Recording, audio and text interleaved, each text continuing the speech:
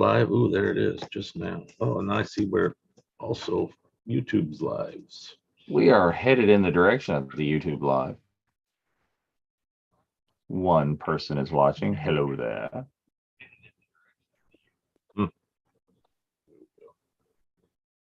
Good to go. Good evening. I should have done that way better. It's almost the spooky season.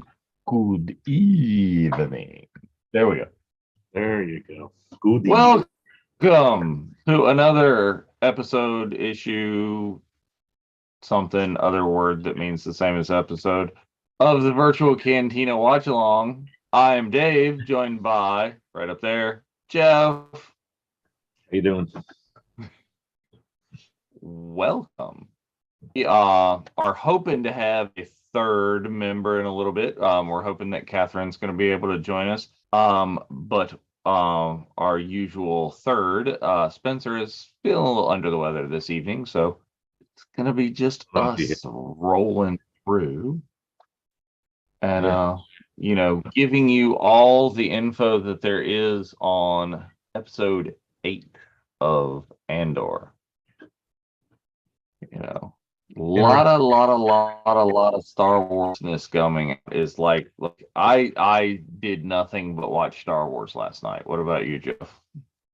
Well, I split it up. I did some yesterday morning and the rest kind of today in the morning as well. But started out with Andor and was amazed by what I saw there in a lot of ways, and then watched a couple episodes. I watched the first 2 episodes of Tales of the Jedi, which were basically, if you don't know, the order that they put them in is Ahsoka's the first episode, and then the second episode is the first Dooku episode, and then they continue on through the timeline is like chronological, which is kind of cool. So I watched those 2 episodes, and then today I watched the rest, and I kind of wish I watched them all together, which I probably will do soon, just because it's a great story, and unfortunately it's a bit short. Yeah, and here comes Catherine now, and I watched it. I watched Andor first last night, and then it got to the point where it was late enough that I started like nodding off during Tales, and so I'd nod off and I'd wake back up and I'd rewind and find where I left out, and then bring it back together. But I think because of that, a lot of what happened didn't quite hit with the punch that it might have otherwise. Yeah, gotta revisit it. There was. Hey, Catherine. Cat's here. Hello. Yes. Well, we will not give spoilers really for Tales there tonight, Chantel, since you are still watching, and I'm sure others are. We're still technically within the 48 hours. So, I was just gonna say that. We don't want to do much spoiling without at least watching it, sort of like what we're gonna do here. Right. Well, so for those of you who have not watched Tales, are watching Tales, are busy, would like to see spoilers and a watch along and a deep analysis of Tales, or just a bunch of snarky comments, we will be watching Tales on Tuesday, but not in this format. If you ever wanted to like be one of the little talking heads and make snarky comments live, we'll be on Zoom all together watching Tales on Tuesday. What is that? November the 1st? Yeah. Yes. Yeah. Possibly. Yeah. Definitely. Day after Halloween, and then the following week, Tuesday, November 8th, will be. So the first week, we'll be watching the 3 Ahsoka episodes. So episodes 1, 3, and 4. 5. No, 1, 5, and 6. 1, 5, and 5 6. and 6. I think it started 1, it 5, and 6. then ended. Yeah, and then the following week is the Dooku episode. So that's 3, 4, 5. It's interesting how they did that, but it, like I said earlier, it's chronological, so it makes perfect sense. Yeah, it it's it's definitely some cool stuff, and it's if you haven't watched it yet, watch it. Obviously, very cool. Some amazing that animation has come a long way, and I really like them to continue the continuation of using that animation style with these new shows. The more they do that, the happier I'll be, I think. Yeah. Do you think we'll get when we get? I would assume it would be a very similar kind of style when we get the next season of Bad Batch. Is that's like upped its game to that level? I mean, Right. from the trailers that we saw at Celebration, it definitely looks like it's a high level of animation. Right. They need to move more from the clone centric stuff, though, is kind of what I was my ideas are in terms of, this is all there's some clone stuff, obviously, and some intense clone stuff. Oh yeah. Spoiler alert, not really. Anyways, but the fact that it wasn't like Clone Wars or Bad Batch, which is Clone Wars 2, whatever you want to call it, makes it kind of a cooler property in my mind in terms of using animation and so on. Oh yeah. Is everything going?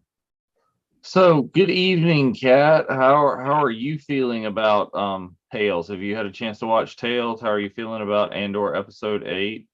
I have not watched Tales. Andor episode 8, the show gets better and better. Yeah. 7th and 8th episodes are my favorite so far. Nice. Very much. And let me ask you guys this, and everybody in the chat, like, chime in on this one too. Is I was talking to Jeff before we went on air. Is a lot of people that I've been seeing online talking about this say that this is the Star Warsiest episode of Andor yet. Is that it's starting to kind of get that feel. It's not the just dark, gritty, nothing in universe kind of thing. What do you think about that, Jeff? I don't know. It's got a lot going for it. It's got a lot of interesting references and parallels, but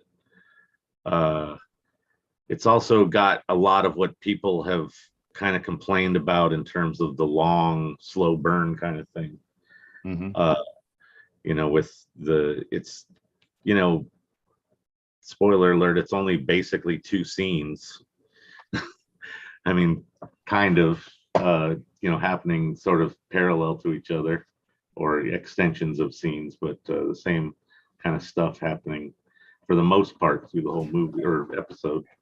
And so that kind of,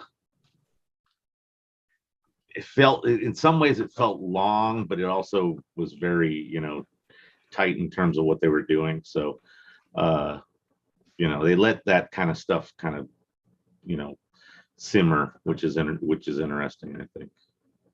Yeah. Hello, Sherry. What did you think, Catherine? The question was this like the Star Warsiest episode yet? I wouldn't think so. For Andor, no. Yeah. I like Andor it. I think it all feels like Star Wars. I don't know if it's the Star Warsiest yet. I didn't think so either. I'm just commenting on like what I've seen in a lot of the chats and a lot of other groups right. is going that this is the Star Warsiest episode of Andor. Is it's starting to feel more Star Wars less than what it is. And so over in the chat we're going is not sure if it was a Star Warsiest episode, but it reminded me of, we were talking about this before too. Chantel is very, very THX, very 1138 there. Yes. Homages to that. Bruce is talking about how connecting. Go ahead. Reminded me of Camino a lot. Episode. Oh yeah. Yeah, it's definitely kind of got a vibe. And Bruce is saying that connecting the characters is getting there, and it's showing you, it's giving us a lot more backstory on Empire is bad. Empire is bad. Yeah, what they're doing. Slave labor, prison camp things, very they're dystopian to the nth degree kind of thing. I like that Yeah, the now. I kind of like that the prison pit boss, whatever you want to call him, kind of has all this pride about his job. I got 249 days left. I run a tight ship. No BS. We're gonna keep things run smooth. And if you have a problem with another inmate, I'll know about it before you do. I'm like, okay, this is great. Do you sleepwalk? I don't think so. Well, you'll find out later. But that whole bit was just great. That kind of relationship there, and the fact that he actually does have a release date. It's not like some black site where you're going to go, it's not like, we're going to give you a 6-year sentence, but then it's going to change to being indefinite later on. It's like, no. They did They allude that it may be that's not necessarily getting altered, so that could be something. I mean, obviously, it's sort of like a regular sentence, I would imagine, that gets changed based on your behavior in some extents, extended if you do something truly bad. I don't know. Yeah. Just asking, were those parts of probe droids they were assembling? It's like, I think we'll probably examine that a little bit more when we get to those scenes, but I've been wondering the same thing, exactly what the pieces and parts were. I couldn't tell what they were building. Yeah, it was a hard, ambiguous piece that could be, I could imagine it being any kind of empire or device or, structure, ship, droid. Yeah.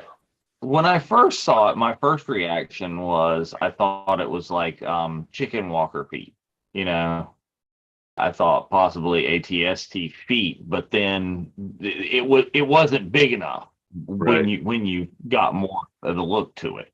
Just the little pins that they had locking in there reminded me of that sort of thing.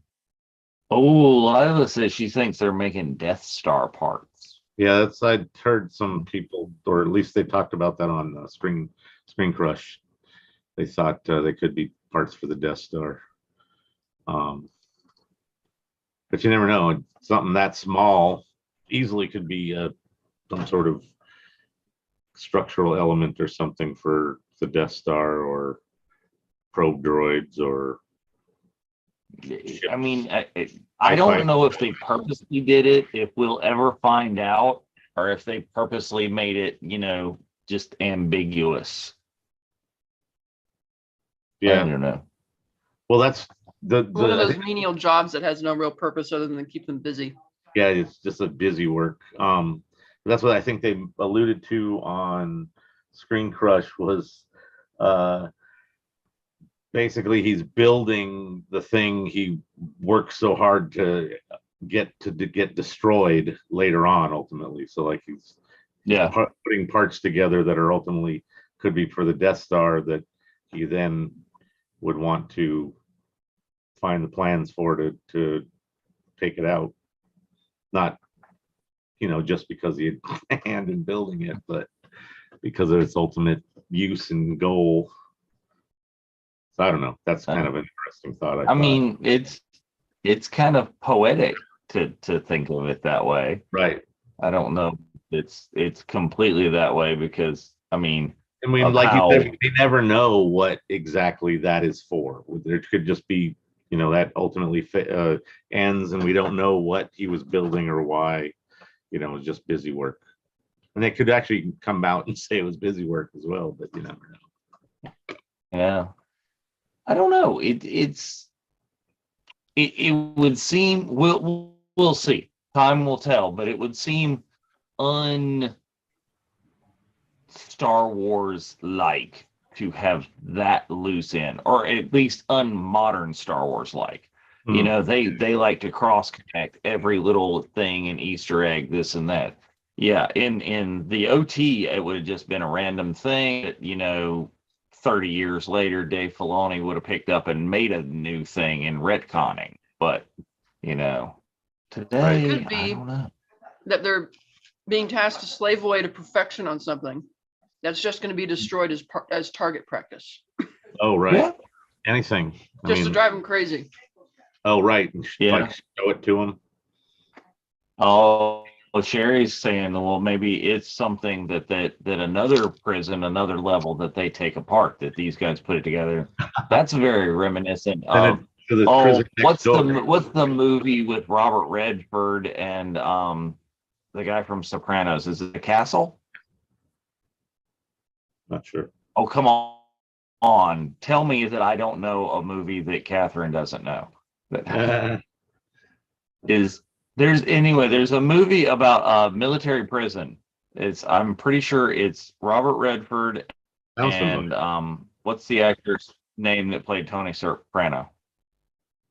But anyway, Redford's like an imprisoned general, and prisoners have to, inside the little thing, they're rebuilding this classic prison, and they have to build this wall over here, and then they like take it down and they build the other wall and they move the wall.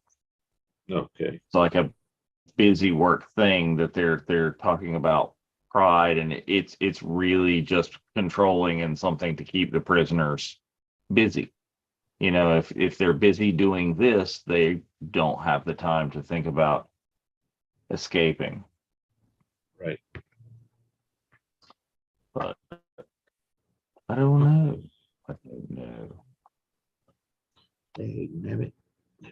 But let's see.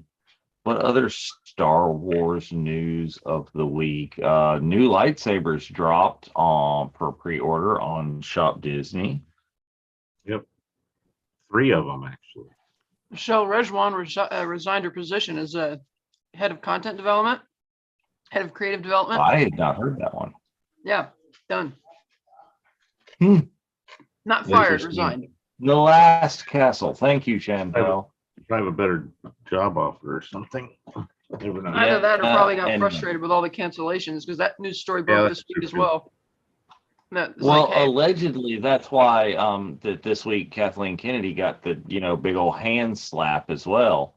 I'll believe that when I actually see some official acknowledgement of that. Exactly. What? Oh, there's alleged that Disney has told Kathleen that she needs to stop announcing things before they're really going to happen. Yeah, I buy that. Because you'll announce truly in production, or deeper into production, as opposed to pre-production. That makes sense. It's like, they went so far as to even show the sizzle reel for the Rogue Squadron movie, and now it's like, well, technically it's on the back burner, but now it's like not on the schedule. It's like, I don't know. Right. Yeah. Or like it was mentioned, they announced the Taika Waititi thing on Star Wars Day back in 2020, and they still haven't even written it yet. It's like, is that actually happening? It's like, they haven't really talked about it since then.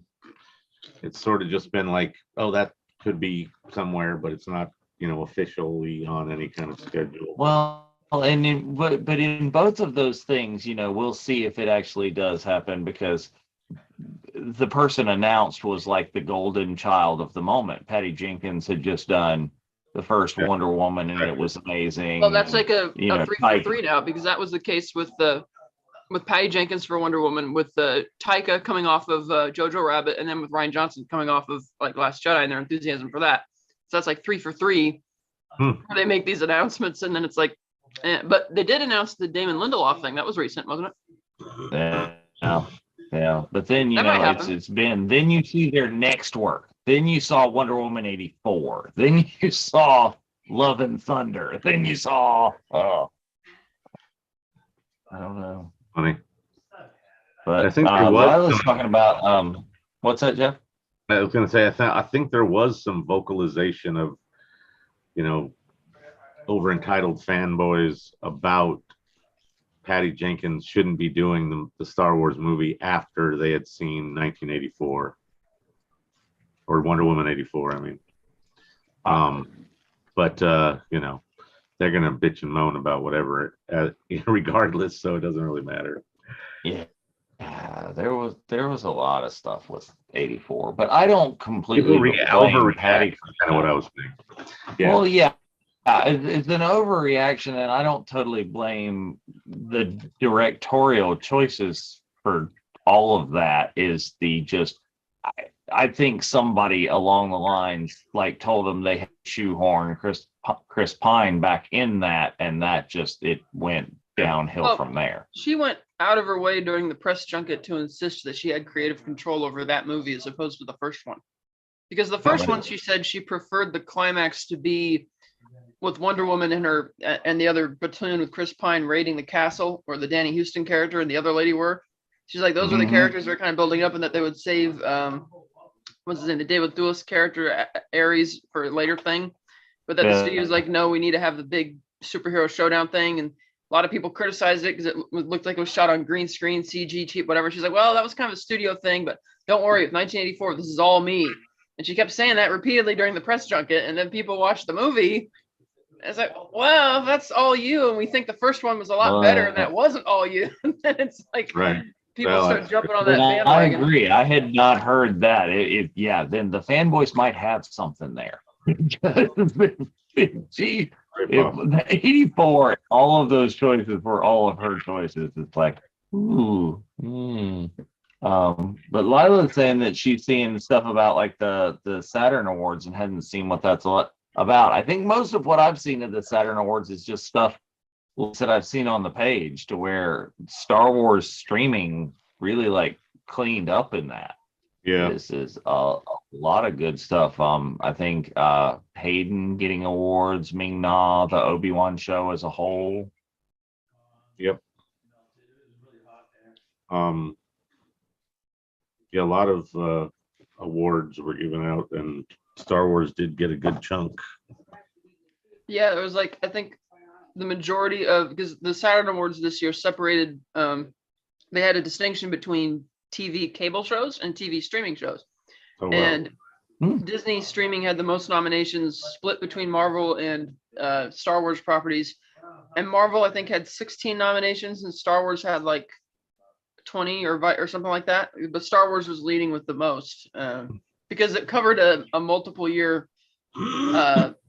It went back a couple years, because I think they may have not had. I mean, it's not in the televised award ceremony or anything like that, but I don't think they did one last year. So it was a bit of a longer eligibility period. Interesting. Because there was a ton of categories there too. I mean, I was trying to read it all last night. They break it down to every little micro genre and micro thing you can imagine. And so I could see that would get all those nominations. Yeah. Crazy. Well, yeah. I mean, the Star Wars definitely deserves some of the things. Like I said, broken down to micro genres. I don't know what Obi-Wan was up against to do it, but Ming-Na Wen deserves anything that you can ever give to Ming-Na Wen. Yeah. Is because if there was anything that was a bright spot of some of the train wreck that was the Book of Boba Fett, Ming-Na Wen would be it. And don't get me wrong, I'm not like absolutely hating the Book of Boba Fett. There were many enjoyable things in the Book of Boba Fett. There were many things that were sideways, and it's what a lot of Star Wars content is. Take what you love and kind of just gloss over the rest, like the mods riding Vespas. Yeah, like for me, buffet. You pick what you like and you leave what you don't. There you go. Yeah, like for me, I just pretend the entirety of the Kenobi series didn't happen. It's like, okay, what we skipped. We went from a little bit of a train wreck in Boba Fett. Oh, here we are, Andor. Let's stop Andor. I don't know. That's big. This is a big argument, because I enjoyed a lot of parts of Obi-Wan more than Book of Boba Fett. But I don't know. I was colored differently looking for Obi-Wan as well, because of the from a couple of years back, the Obi-Wan novel that had already given some more story to that. I also think the Andor show is more popular than certain outlets are leading people to believe, because they're like, oh, this is the one that's talked about the least on social media. And I said, well, that's probably because it doesn't have cameos every week and stuff like that. It's like an ongoing show with very much the same characters. So you're not going to have people chiming in saying, oh my God, look who showed up this week type of thing. But I think the viewership is pretty high. And the levels are you can make the numbers say anything you want the numbers to say. Yeah. You just have to get the right comparison. What are you comparing this to? Are you comparing it to all Disney streaming? Are you comparing it to all streaming? Are you comparing it to something with a similar budget? Are you comparing it to completely pre-pandemic numbers? Are you going to be able to make anything say whatever you want it to say? Right. Like, hey, it's almost but, that.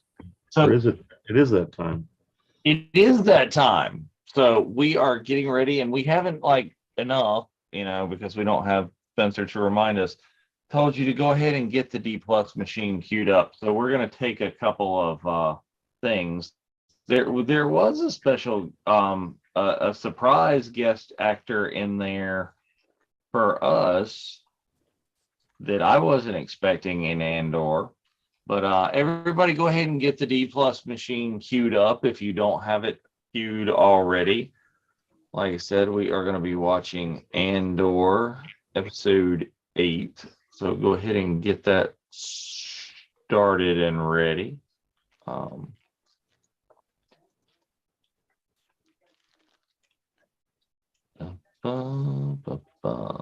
See, this is why we do this, because mine is taking forever. It's like, yes, episode 8, Narkina 5. Narkina. Boom. Stop. There we go. Interesting how they have named some of these episodes. Yeah. But it does play a big part of this episode, so. It does.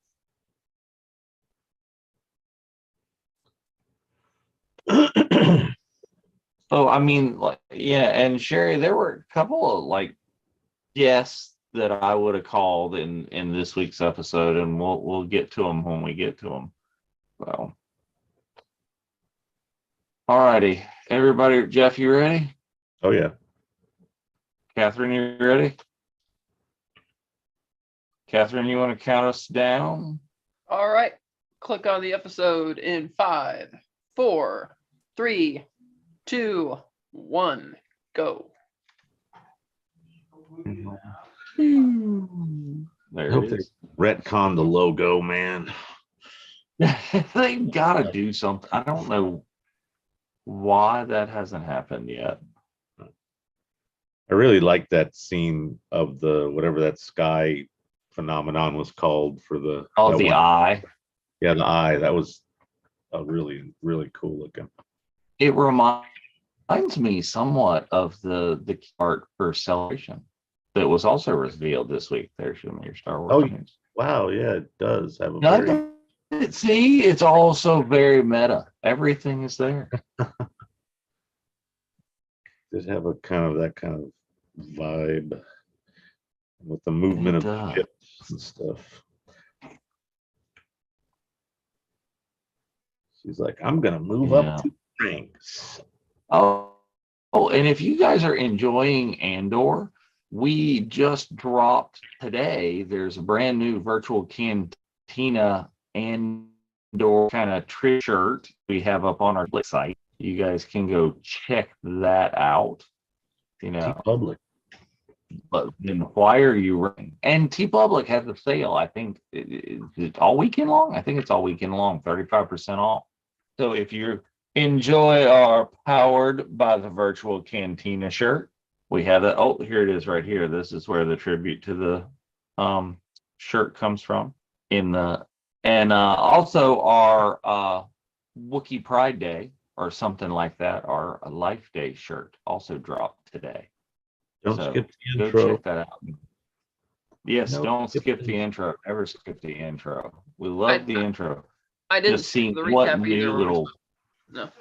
Yeah, no, we were not supposed to skip the recap. Oh, always watch the recap, up the intro.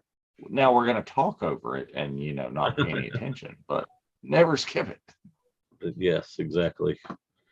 We act like it doesn't exist, but we want it to be there. Where am I? Oh yes. I did like after you mentioned in the chat the other day, David, that the Andor logo looks like it's the Quake logo. Now I can't unsee that. That's exactly what it I is. know. Very true. I spent an awful lot of hours staring at that in the 90s. So it's burned into my brain. Oh, me too. I love that game. That was just constant. That was I great. think I actually probably had like Star Wars skins for my Quake characters running around. I remember Stormtroopers are programming class in fantastic. high school. We were passing around a copy of like Quake 3 onto all the PCs and copying and coming around to play games all the time instead of doing our work. There Oh. you go. Yeah. That's- Yeah, I had to earn it because I was a Mac person at that point, and I was like, I had to wait till I could get my hands on Quake for Mac. Oh yeah, yeah. I hated that. It was always like a while. They even made one for the version coming out. yeah, they even made one for the N64. Yeah. I still have it. But the PC one was probably the best, yeah. Here's just one of these big random set pieces that you have Yeah. in there that I'm assuming that at least part of that is a real like amphitheater-y kind Right. of place. Exactly. Yeah, the amphitheater looks real. Yeah, Mhm. but yeah, they added a lot to it, but they starts with some amazing bases. Now this, how I don't know. I don't know what the deal is with this. I mean, we've seen Seeds of Cubicles before in the MCU. They did that at the Time Variance Authority, Oh, that's the right. TVA. So Very much maybe similar it's a kind of similar vibe. kind of thing. There's like 8 of these cubes, and they've cloned them over and over again, or Right. You mean like the fact that each cubicle has the two computers split on the screen instead of the Yeah, one? the screen Well- slide over in front of your little walkway. I like the way that the Yeah. binders connected to the chair. I thought that was cool. oh, and that they magnetized it. Yeah, that's what I mean. They go and like Yeah. immediately take you into like being stuck there. And This the guy's tie is just like yeah, it's- we saw it first on his introduction supervisor. of the Star Wars tie. Yeah, it's probably the closest to a regular suit and tie we've ever seen in Star Wars. right. Well, especially with that deep V on the outside layer, exposing more. Usually there's more kind of cover up in there in the other layers. Now, this scene is not going the way I thought it would. I thought she was gonna, since she mentioned in the previous episode that he got railroaded, I thought she was gonna seek him out eagerly, and then they Right. would like kind of team up. Instead, this is a very kind of aggressive, condescending attitude she's Right. bringing him. I don't buy that this is over yet. Yeah, I know Mark was feeling the same way as you, Kat, that he thought Mark from Rebels Revisited, Von Olin, Yeah. Mark Thronel. he was talking about thinking that she would connect with him in a thing, maybe similar to this, I don't know, but it connect with him and then actually team up in some manner, or at least get information, use it. Well, through the middle part of this sequence, it sounds like that's what he wants to go down. That's what Cyril Right. wants. He's like, He's come on, kind of pushing that. Sure. let me come. And she's just like, nah, Right. negative. She's got But her I don't other- think Cyril's and- going she's probably going to come to have like a realization or something at some point where she's like, oh, maybe I should talk to homeboy and see what kind of information I can get. I like how he even looks a bit intimidated in this scene, even like he's spineless in front of Cassian, and now he's kind of shaking a bit and trembling in here instead of Right. holding his ground and being like, "No, lady, this is what happened. Here's the facts." Right. Yeah, very defensive. Yeah, he's kind of. Narkina 5. and this It's is got- just a very interesting. Is that like icebergs? Is that what that is? So, I didn't quite get the feel of icebergs. or is but it some kind of I don't know. iced over Iced over. permafrost? They look like rock outcroppings that are a little bit Right. like covered in snow or ice or something. Right. I'm just wondering if Yeah. that's like extra deterrent. So like if you can get out, you're gonna freeze to death in that iceberg water or something, along Well, I those. assumed that the pits of water No, it around looks it, much more like if you manage to jump off, you're it would gonna suck get you down. sucked. Right. Yeah. That's like their hydroelectric kind of Yeah. thing they're doing. Well, see, I interpreted it as building it in a place with this like ridiculous currents, like Alcatraz. Let's build it on an island Oh yeah, just you can't possibly swim off of and survive. right, exactly. It's gonna take you in one way or another. When that other shot, when the ship settled in, you could see the land masses were more land massy than icebergy for sure. I love the use of the varying use of the Imperial logo, like this one on the like glass or whatever that is behind them, with the lines through parts of it that don't have lines normally. And I think Mark mentioned that was like the ISB version or something of it. Well, I can't decide if that's a glass, if that's a window, or if that's like a big view screen. Just a light. I mean, Oh it yeah, seems very Star Trek-y view screen, right. but we don't really see those a lot in Star Wars. So Right. I don't know. Well, whatever it is. Ooh, Lila's like, maybe that's just like cooling water for the industrial processes going inside. Oh yeah. Sort of like some sort of nuclear thing that needs water coolant. Yeah. I like And I love how there's just this humongous room of people just yapping about. It always goes right to the bureaucracy of what's wrong with it. It's interesting how they have room, round table, just talking heads. Like, could this meeting have been an email? Yes. They had retrieved that unit that Cassian was trying to sell. But it looked much, much worse for the wear with, after being salvaged out of that transmission shop fiasco. But it does appear that these things that they're stealing are of importance. It's not like it's just a random MacGuffin. The thing does appear and have that kind of throughput. It would be something very, very beneficial to them for sure. This is a trip with the this is the part that I think people are seeing that's more Star Warsy, is the setting here, like the hallways, the initial part. Oh yeah, very much the look, Star Wars architecture. Definitely has that look and feel, and their outfits are very, connected to Imperial officer kind of garb. I really like the editing in this episode. It's paced very well, and how they're keeping the suspense by only giving a little bit in each segment, and they keep it consistently throughout the whole thing. It's kind of what I was meaning earlier, that it sort of has that simmer that, it's very satisfying, but it's not fast. Ooh, this is a trip. Yeah. Look at that freaky ass. They're doing some electric boogaloo right there. Yeah. They were just. I wonder how many times they filmed that and just said contort, hold it. That was almost like I wonder how this Imperial Guard with the laser button is going to get his. Oh yeah. It's like they made the point of him not just demonstrating it, but he had this sadistic smile on his face, like he was enjoying it. And it's like, I think that might happen to you later on, buddy. Yeah, he's done for. But I mean, that whole like the contort and the thing, that was almost like Star Trek original series. Oh like yeah, the bridge, isn't it? That was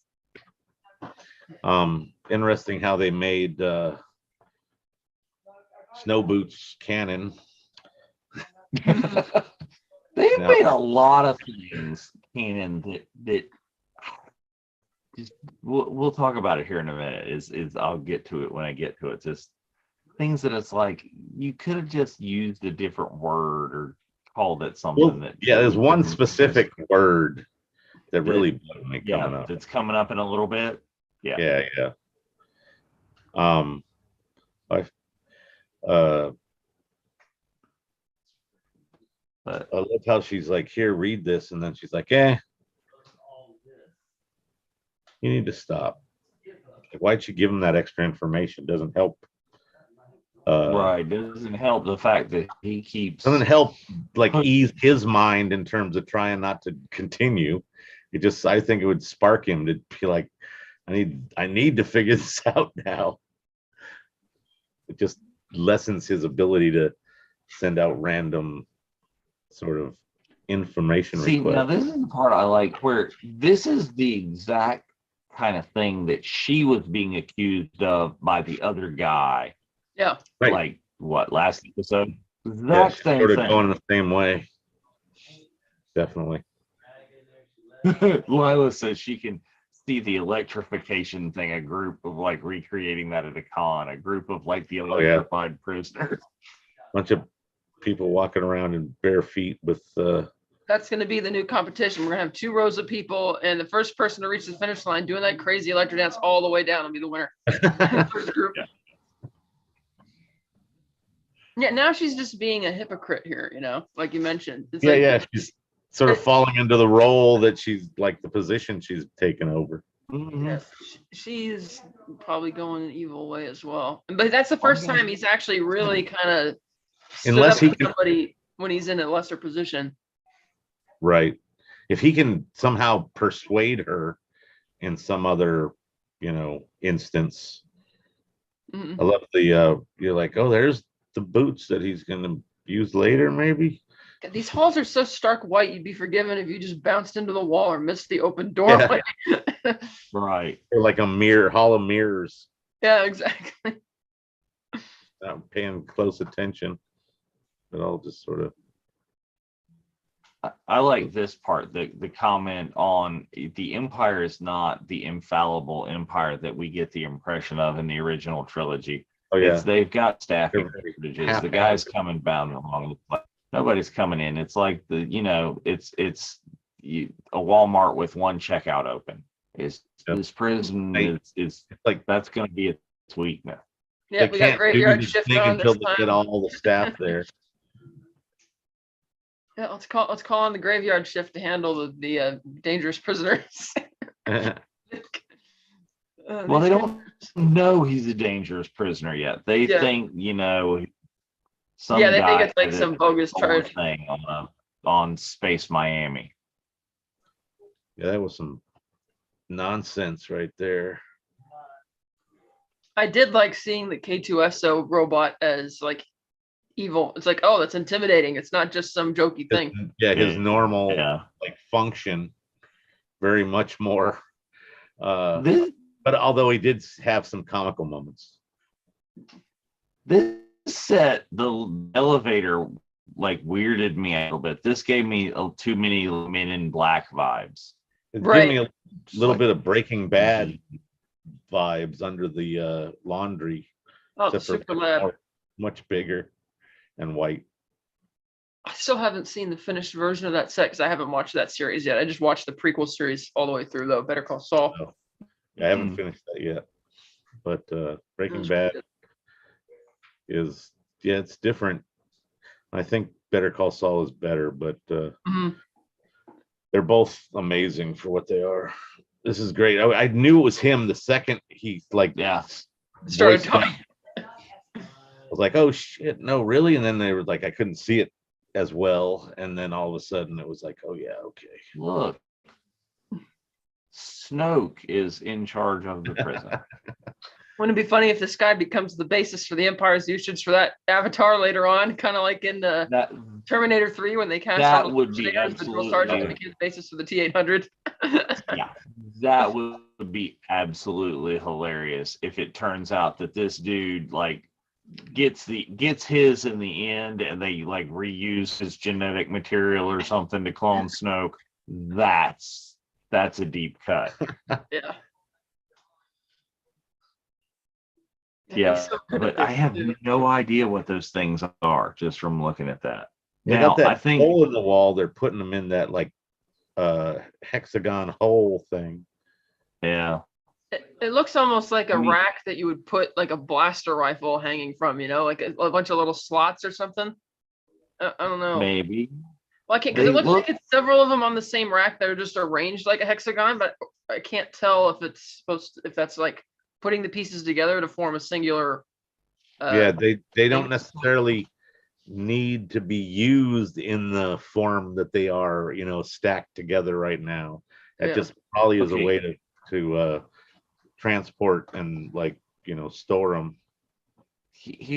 Here's a meta suggestion. It's like when they put them into that hexagonal shape, are they literally making the Imperial cog? Like the symbol I is think the that's Imperial basically cog. the It's just symbol. like Spacely Crockett making the Imperial cog. But when you see them in that long shot where they were arranged going down the hexagonal hallway, because the Yeah. hall was dark, it almost looks like the TIE fighter wing. Yeah. Yeah. And I think you're right, though. The symbolism is that they are just making cogs in the machine. Mm-hmm. And I like the idea of the possibility that they take them through that hole into another room or somewhere else, and then somebody else dismantles them. Yeah. Now Just a that business that thing. guy's the only he's the character actor that we've seen in other things, right? But the older One of man, the characters, in here is in Rogue One. I yeah, forget which one. I think it's the guy at the back with the younger guy with the sneering kind of eyes. Not him. Mm. Let's see, which one is it? The So it's somebody that he teams up with later on. that guy there. Yeah, The one I was that seeing older was man. Jim That's a Bond. character actor. I saw him in the first Guardians of the Galaxy. He was the antiquities dealer who was gonna buy the orb until he found out that Ronan wanted it. He's like, "Get out of here."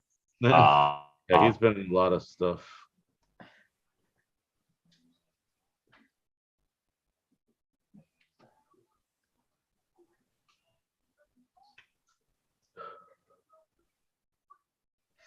Interesting how this is all This is turned into all a just- competition. funny. Yeah. I recognize the kid at the table too, but I'm not sure from where. I wonder if you'll see something at some point where they're all like the hands away, where there's something happens and there's like an industrial accident, and that's what, the distraction to get Mhm. away. I don't know. Could be. The iPad strapped to his wrist or strapped to his forearm is hilarious. Like that's how we should be carrying our iPads, boys and girls, is just to wrap it ear forearm. Easy to access. He's just got the bigger version of the Apple Watch. There you go. Yeah. Apple Watch version 9 billion.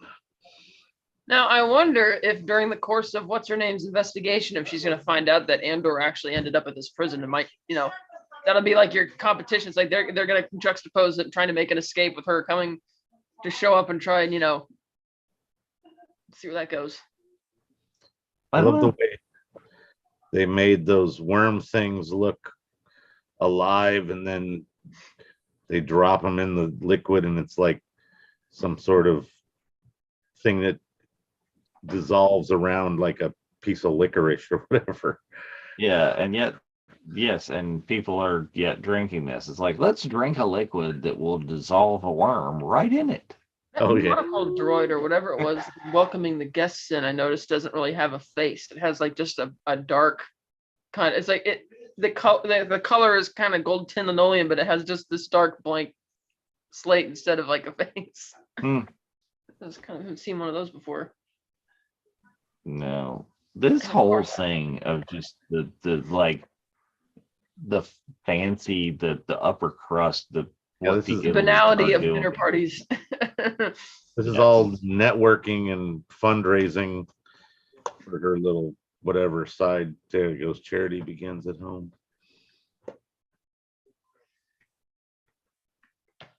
Yeah. Now that I don't know that if I like or if I don't like the hints at the subplot of the little husband jealousy.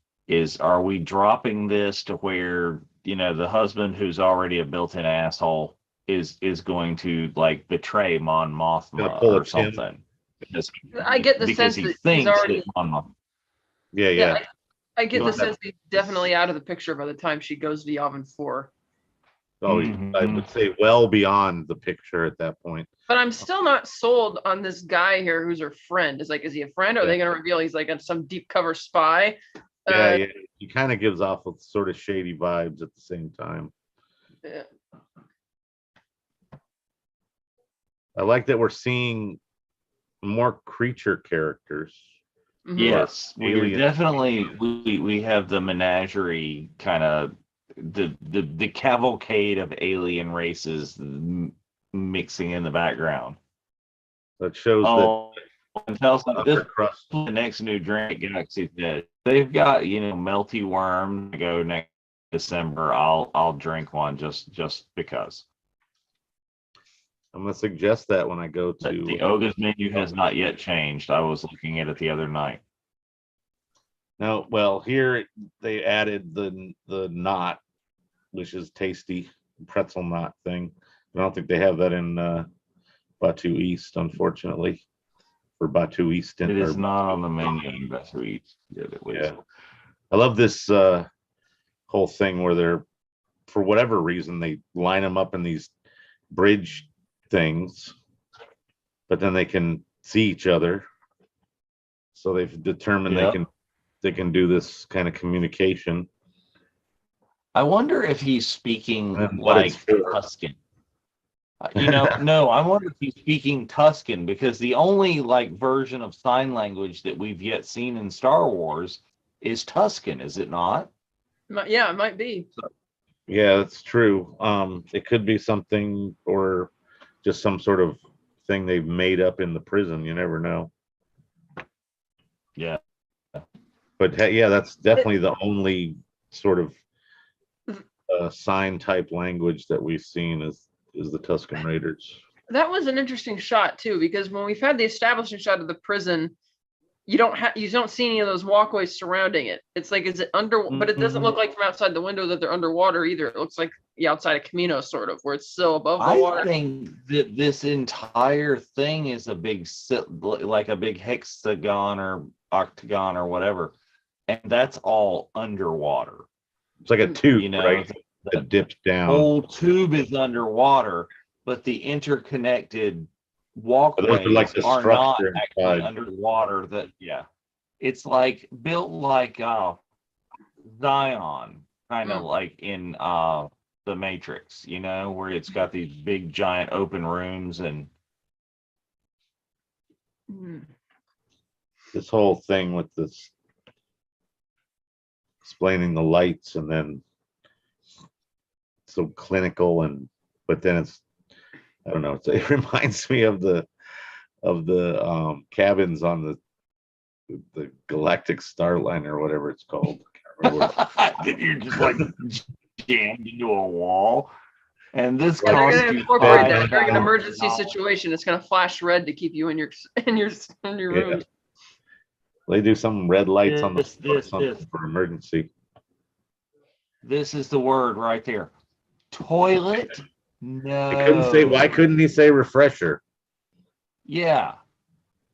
I think I really think a lot of this stuff in Andor is lazy writing. Somebody didn't go through and like as a whole it's great, but like saying shit as opposed to dank ferric, saying hell, saying toilet, just somebody didn't go through. I can't remember what did the guy in the beginning of Mandalorian season 1 call it when he needed to go to the bathroom? Refresher. He said he needed to evacuate. Oh no, his thorax. He told him what he needed to do, and he sent him. Right, but not where he needed to. Okay. No. Probably depends on the species in terms of what they would. I don't know. But when's it referred to as a refresher? Because I know it is. Yeah, it Doesn't may have been in the same thing in or does he tell him the refresher's man, downstairs or something? Something like that. Chantel says she thinks it was like a vac tube or something it's referred to or That's something. I don't right. know. That's But right. yeah, Okay. I remember now. but that makes more sense on having a vac tube on a spaceship, that would be different because that's what you would have on a space shuttle or the International Space Station for reasons. But Right. here on a planet, but still it's not a toilet. It's not a toilet. It's interesting that Schmiegel's trying to control everybody Mhm. because he wants to get out in however much time, as opposed to letting him give that info and put whatever ideas in his head. Ooh, look, somebody's only got 74 days left. Look right there in Oh, that yeah. first pod. He's got a lot more than that. 1,300 right there. Wham, get off that floor. He was barely Ooh, out. it's like looked like 87 at the other one there. I like how nobody reminded him to get in the, they're just standing there. They're just kind of Yep. waiting around. They just let him go. It's like, hey, Learn. oh, there's your aliens. Oh yeah. If you die, you're not going to learn that. But Some of the upper echelon from the galaxy, obviously, and or senators and I wonder if the lack of aliens is any main characters or even supporting characters in the series has anything to do with the budget. Because they spent a lot of money, obviously, on practical sets and shooting on location, whereas prosthetics or CG could cost a lot of money. And maybe that's why, because other Star Wars series seems to have been more prominent with, prosthetics or, CG aliens and stuff. Yeah. Yeah, we haven't seen characters that aren't humanoid. Yeah, not even a Twi'lek, I don't think. They've been like every series. Variations. Yeah, I don't know that we've seen Twi'leks. I mean, we've seen some people with some random like prosthetic Chantel thing, but maybe did the Empire not like aliens? Well, that's where the Empire that's the rumor or whatever. They are space Nazis. That's true. Isn't the book of Star Wars, the Star Wars Essential Atlas, most of their atrocities were against alien species. Right. And they're sort come of to think to other than Thrawn, how many different alien non-basic humans do we see in the Empire? Right. I don't think anybody that I can think of right off. Right. I mean, for the most they've part, been used as like agents of the Empire, people, like Maul, but that's the Sith. That's not the Empire. I need a plate that I can buy on Batu that has a spoon that snaps in the back of it. Notice how if you looked on the computer, it showed it changed from 1252 to 22, showing 30 days, but then they put the 30 days thing on the screen anyway. Yeah. I couldn't rely on that being enough for the average viewer, I guess. Yeah.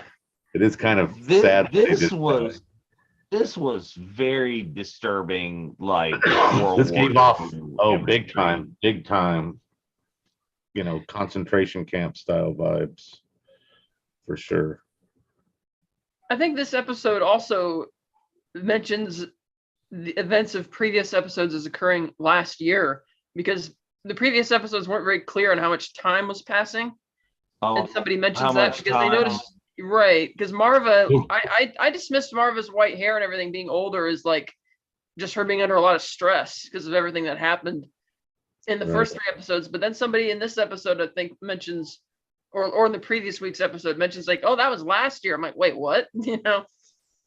Well, I mean, he very well could have been waiting forever in the bureaucracy to be sentenced, and then from the time he was sentenced, he transferred. I think they've only shown a timestamp or a date stamp twice though. I think it was just in the first episode saying 5 years, Right. But it and this one can't with be 30 but so day long time frame. because we remember, because we know where this is going and we know what the timeline Yeah, I would say is it going to was. be.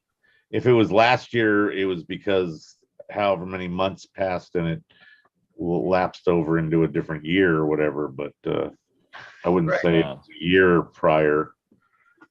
I would say that it. Yeah. I don't know. Sean Hard to Tell's saying that it was mentioned in the book that Thrawn, it was unusual that Thrawn and his species, Right. what is his species, Was even allowed is to be being unusual. out of the which, ordinary I mean, type of imperial like officer. that completely makes sense from what we've seen. We don't see a lot of non-humans in the Empire. The rebels, they're all over the place, non-humans everywhere, but the Empire is seen only as using Wookiees as slaves, using so Yeah, she does seem like she's aged a bit since earlier episodes. Obviously, well, yeah, because she was all flashback, she was way younger, but Yeah, she still but had even like in the darker last one, hair in she was the first right. three. she was like, oh, we've got to go, we've got to be in the rebellion, we've got to rebel, and she's up and she's moving and she's talking, and now she's just like old woman sitting in a chair. Right.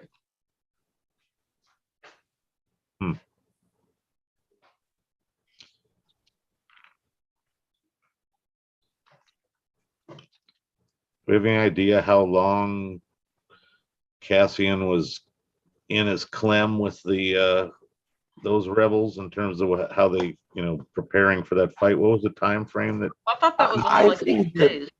I thought that was a weird, time frame, right? maybe.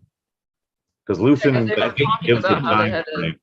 They were talking about how it was only like we're gonna leave the day after tomorrow, or like a couple of days, which is why they Yeah. were really. That's why Val was really agitated that Luthen was dumping a new guy on her at like the last Yeah, second. last minute, literal last minute, yeah. So that doesn't mean, it doesn't make that much sense as to having Marva age. Well, I think the time exponentially. jump might have come when they cut to Space Miami. Because Yeah. he's got like a girlfriend, a living Like girlfriend. how? Oh, so like he's been established there, or out and about doing his thing. Right. I don't know, but then again, he said he was a tourist there, so it wasn't like he was being established or whatever. That's Well, that's what I mean. It could have been like the 5th stop on his tour. Yeah. Whatever. It's just then a few weeks, a month, whatever months in each spot could add up real quickly, and he's jumping around doing whatever, doing whoever, hanging out in hotels with weird bathrooms and Yeah. on the beach at the Lila wrong says time. as soon as he, Spoiler. when he became Keith, his time jumped. He's not Clem, he's not Cassian. When he's Keith, he's Right. clearly had enough time to establish himself some way as Keith, fake documents and this and that, because they didn't find out who he was. They arrested him. Yeah, so Keith is who's incarcerated. Cassian is not. You would think in the Star Wars universe, with how advanced the technology is, that given they have at the ISB a suspect with a hologram image of him, that they would should be able to match it, right? They should be able to feed that new database of criminals arrested by the Empire. Like fingerprint. Okay, in Mando, to access the Imperial network, all he had to do was prove he had a face. It's these are theoretically stick too. First people, machine to see him. I think that was I think that's one of those things where it's lazy writing because they wanted to emphasize the drama of him, the significance taking off of the taking helmet. off. Yeah, it's just like face is relative. You have a face. Oh, you have a face. Here's all of our secret. Yeah. Yep.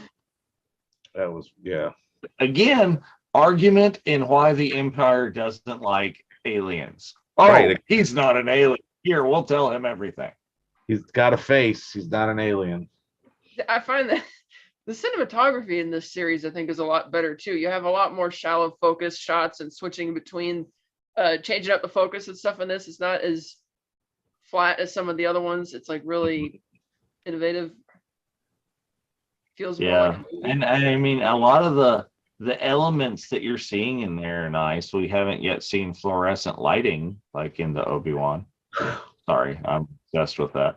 Plenty of LEDs. Well, that's like Yeah. yeah. That. Oh, She's got like a little what's it called? One of those typewriters that the court reporters use. see, in this shot here, that looks like Luthen's real hair. The way you actually saw it coming out, growing up out of his, it didn't look Yeah. like the toupee that he put on at the end of the 3rd episode.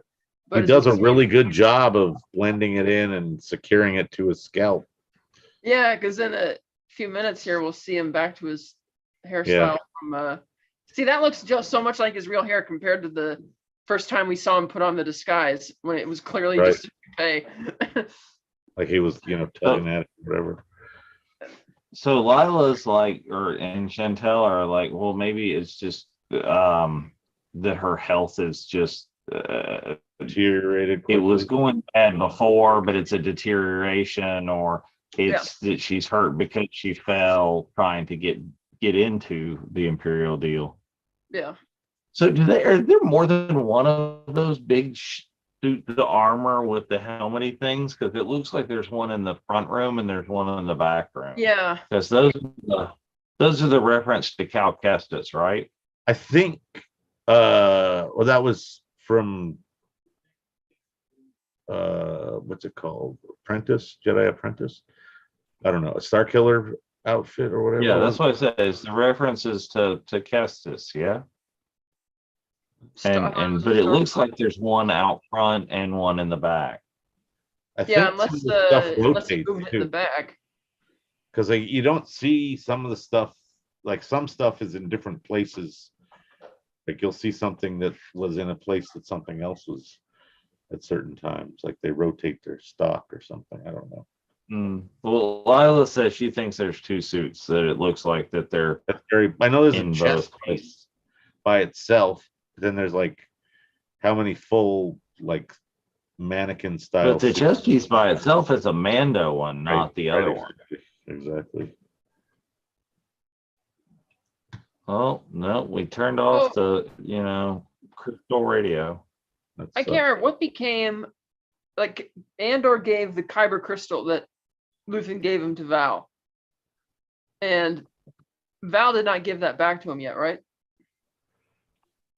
Because I'm wondering now if he lied, because clearly he didn't mean to pay, and clearly he wasn't going to pay Andor the 30,000 credits for the job because he wanted to kill him anyway.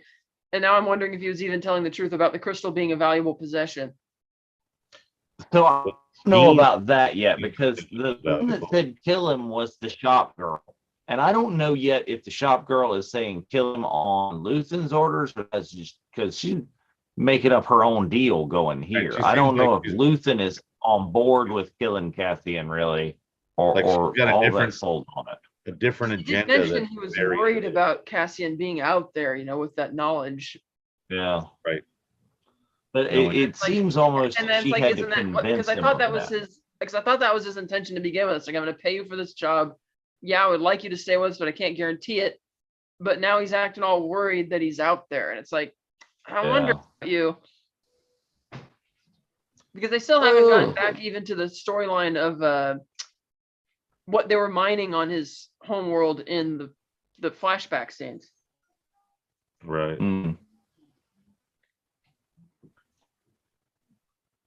Wouldn't he still be twitching? All that electricity. You think that? I don't know. They to kill him. Wanted that to be all final. So that there's no, like, you couldn't, no intermediate thing if you somehow had to leave your cell. I guess that's like zero warning. But see, and then they wait until they're yelling about it to call it grid disruption. It's not like an immediate grid disruption when he dies. Yeah, you think that would have set it off right then? They would have some kind of knowledge of how that disrupts the system or whatever, and be like, "Oop, is that RoboCop in a green suit back there?" See, the minute he told her that, she should have ran the other way.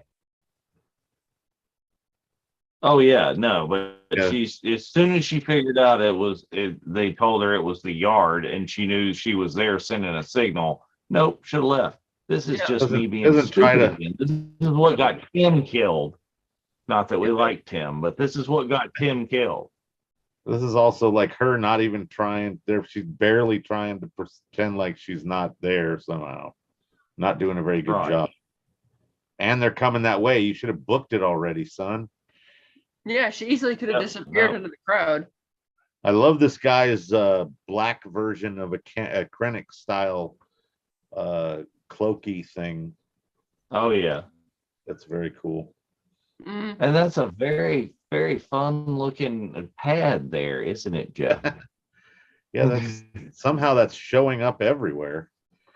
I don't know how that happened. But it could be more places too.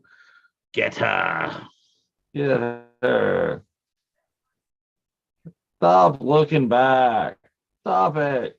Stop it. Yeah, that doesn't. Guys are unintentionally funny. Yeah.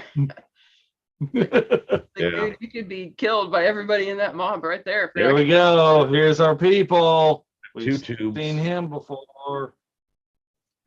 Very spot on name. And there's Luthien with his wig off. Real hair. This is a great scene, though. Mm. Anytime you can hear Forrest Whitaker just babble Star Wars, it's a good time.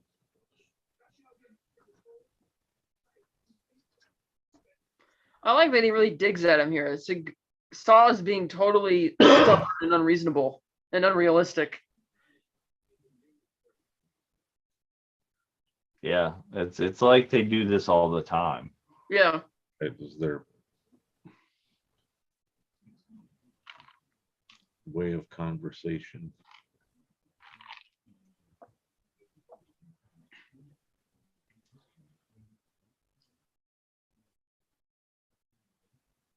See, that's funny. It's Blues organization have umpteen bazillion dollars at this point. It's like, no, here.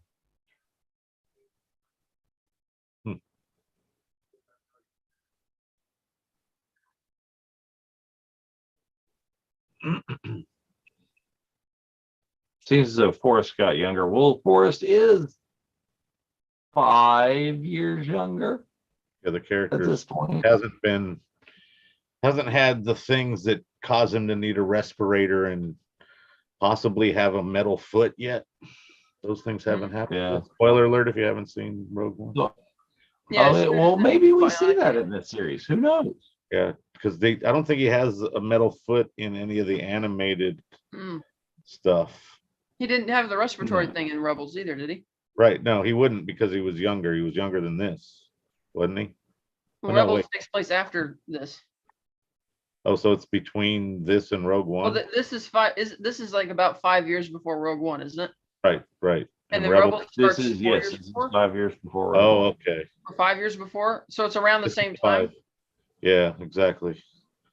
So it's been a while since I've seen the Saw Gerrera episodes, though, so I can't remember what his injuries or not were. I just remember he was bald, which kind of throws off the fact that he's got hair here, even though I think what they're doing is trying to show that he doesn't have a bunch of gray like he does in Rogue One. Yeah, he grew his hair back then, yeah. But he's also had a much more bulky, bionic type, robotic suit. Yeah, suit is definitely beefed up to be something that helps sustain him with that breathing apparatus. This is fun here is, Catherine, where we've talked about, Saw Gerrera's the factions of the rebellion. He just spent like 2 sentences listing factions of the rebellion and all the different like political affiliations. Right.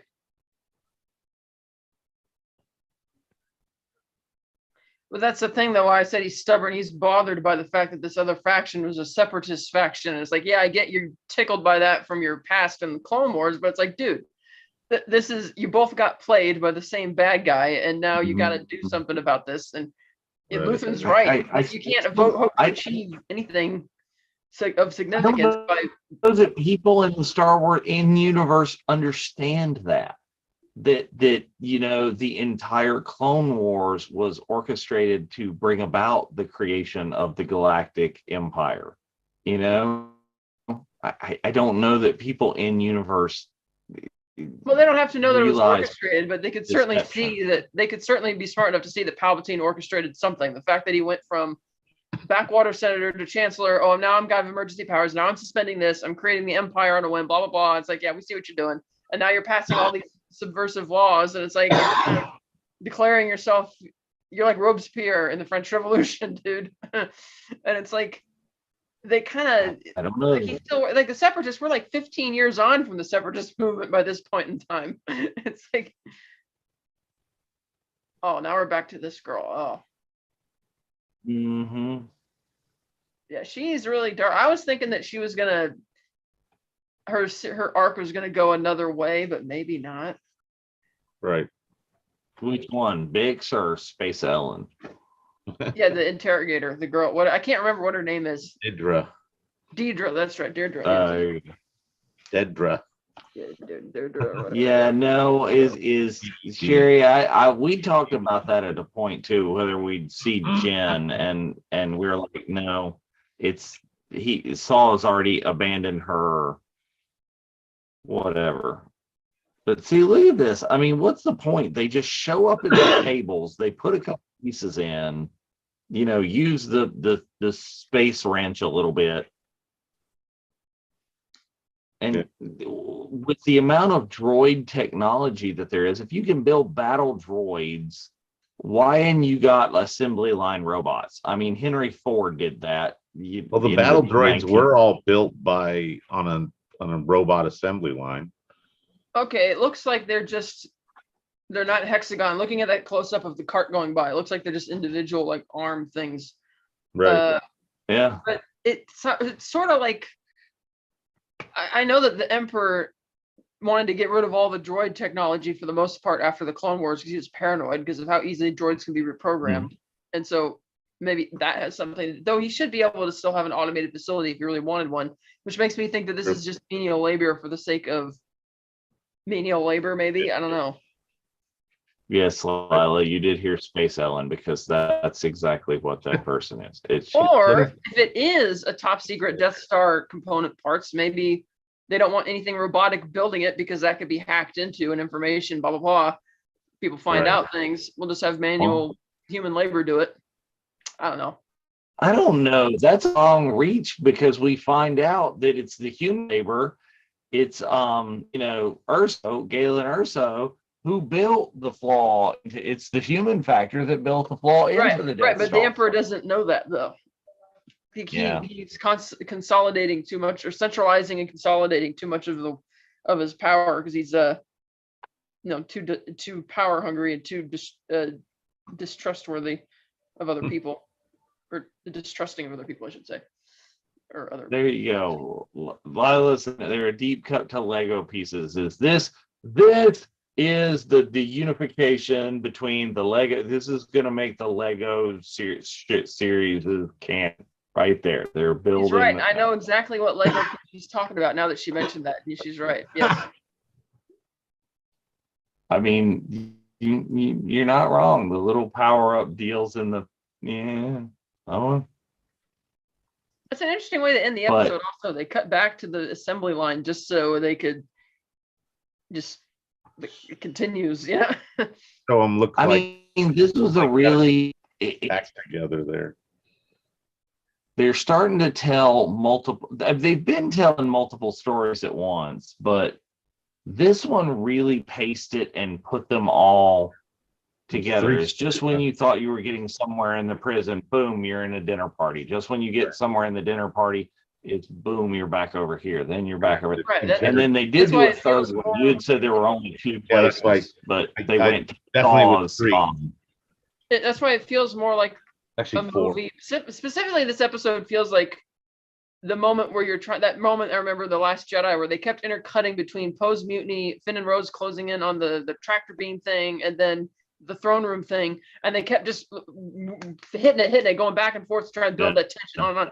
And that's kind of what this episode feels like, because it's just giving you a little bit each time, and you're That's wondering sort of the standard finale for us, like right prequel movies for sure. Like if you're comparing this to like the second like this being a lot of the sequels, because each story is like a 3-episode arc, they said, right? Like about for that. Yeah. So if you compare this episode with episodes 2 and 5, this was very different in terms of its pacing and editing.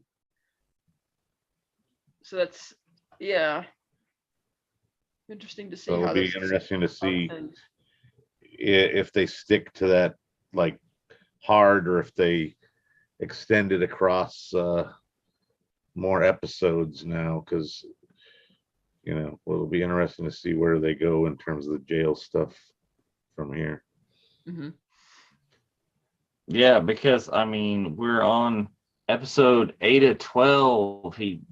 How long's he gonna be in prison? How much more stuff is there? I mean, maybe there's not that much more, because he's done enough. The Empire's done enough to motivate him to be a rebel right here, right now. Oh yeah. Well, if they're sticking to the 3-episode arc thing that was mentioned, then you might be getting out in the next episode then. Yeah, and we know that like one guy, they're already talking to him about the rebellion, and we know that one guy is going to be in Rogue One.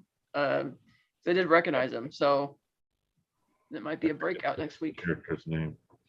Because we don't know what the other guy was talking about when he was doing the sign language thing, so they got something working. Yeah, there's some plan in the works, as it were, of some sort. And he really perked up too when they were getting into their cells, and the guys was talking to him about the rebel thing, and he kind of peers over to see, hey, what are you guys talking about? So I think he's up to something. I'm sure he's got an interest and not just sitting in there. Mm-hmm.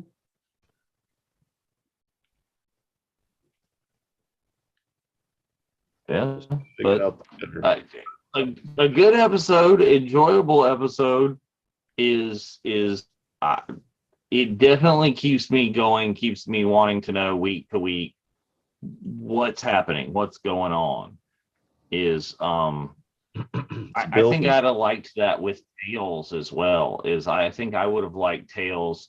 They're so short, and I know that's why they dropped them all at once, but the stories that are in Tales, and we'll give no spoilers, I would have wanted to stretch it out over weeks, and I would have come back to get more of that.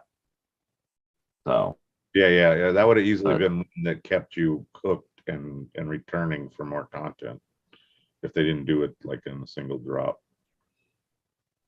Which is, I guess, like you said, it's the length of the episodes, but it is very rare for Disney Plus, is the clump.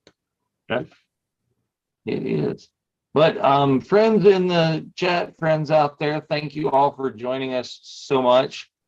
This is the 5th weekend of the month, so there is not a Sunday show going on this weekend. But you can join us Monday for Rebels Revisited on tape for the special Halloween episode. Pre-recorded, that's what I'm talking about, on tape. Tape doesn't exist anymore. I don't know what I'm talking about. It's like, but a pre-recorded episode of Rebels Revisited for Halloween. Yeah, watch it. Watch it at your leisure and go out and enjoy some Star Wars costumey fun. And let us see it all. There's pin post in the groups. Let us see your Star Wars costume. Show us all that.